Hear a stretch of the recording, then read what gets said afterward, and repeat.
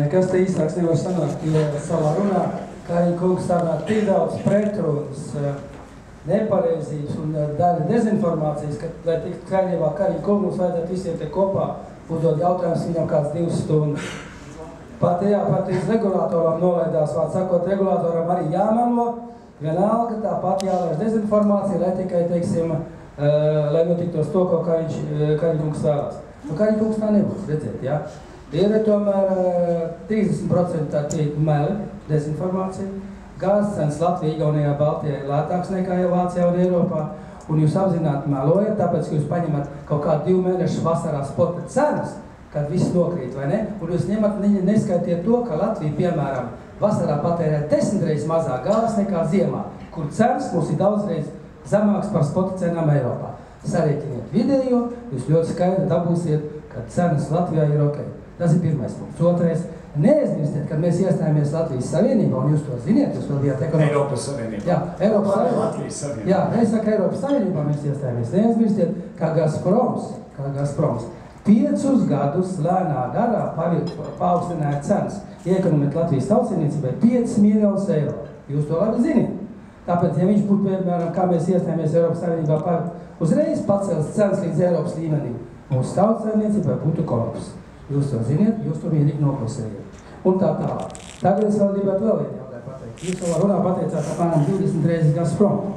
Latvijas gāzēm 48% īpašnieki ir vācieši. Odrūžgāzes. Neaizmirstiet to, tamdēļ Latvijas gāzes privatizācija ir faktiski veiksmes stāsts Latvijā. Kā jums arī tas nepatiktos?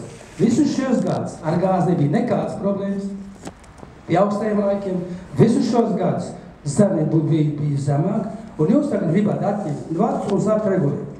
Un lielākā pretuma, tikko jūs pateicāt, mēs atņēmām elektrībā sākām taisīt, un kas notikās?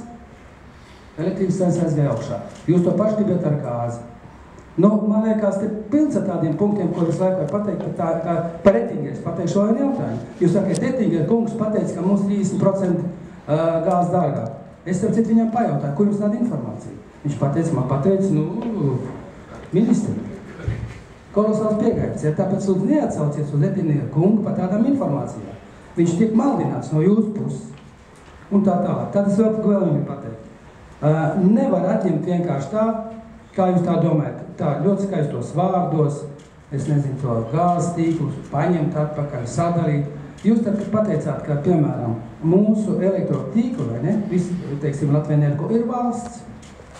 Kur tas labums? Un tagad jūs gribat gāzes sistēmu paņemt atpakaļ uz valsts.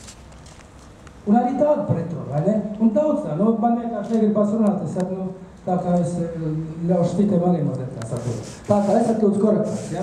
Ar izteicieniem mazlietņās un tā. Paldies. Es tad centīšos arī būt korektārs. Tik uztvērts arī jautājums. Jā. Tur atkal ļoti daudz, man ir uzdevums būt ļoti īsam.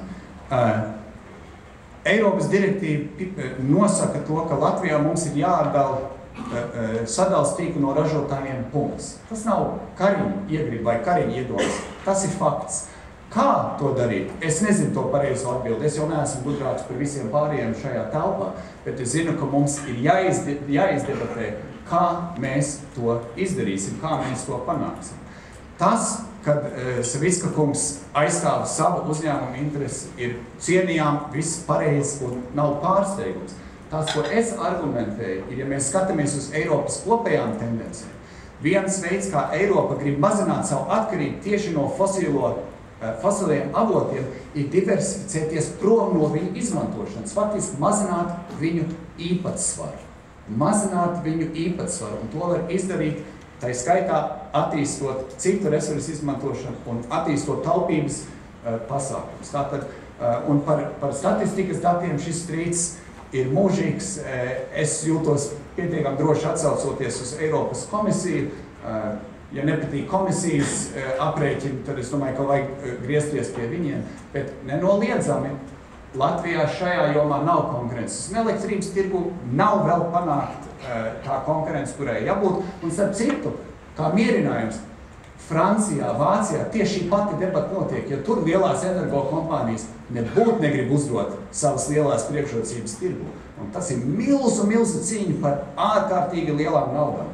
Un ja mēs varam teikt, ka Latvijā Gazprom lobijs ir labi attīstīts, tad ticiet man, Eiropas Savienībā enerģētiku ražotāju lobijs ir viens no vissmalkāk attīstītājiem, jo tur ir vislielākās naudas un arī pretestība maiņa. Liels paldies, Kariņa kungs, es ar to arī